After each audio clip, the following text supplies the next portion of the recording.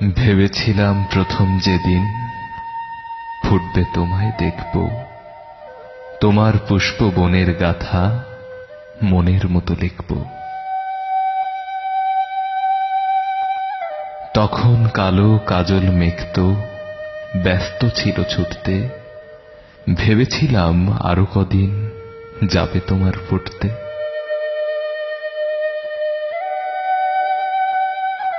সবে তো এই বর্ষা গেল, শরৎ এলো মাত্র, এরই মধ্যে শুভ্র কাশে ভরল তোমার গাত্র।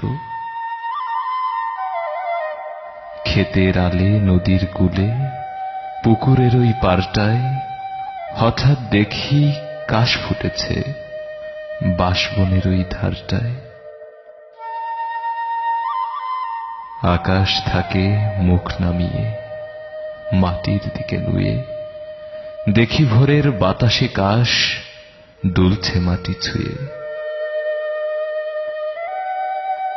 কিন্তু কখন ফুটেছে তা কেউ পারে না বলতে, সবাই শুধু থমকে দাঁড়ায় গায়ের পথে চলতে।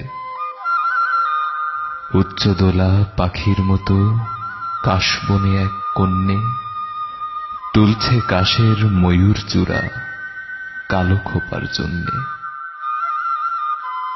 শরৎ রানী যেন কাশের বোরখাখানি খুলে কাশবনের ওই আড়াল থেকে নাচছে দুলে দুলে।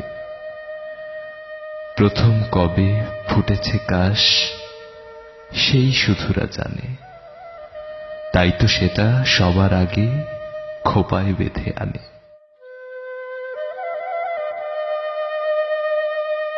ইচ্ছে করে ডেকে বলি, ওগো কাশের মেয়ে, আজকে আমার চোখ জুড়ালো তোমার দেখা পেয়ে।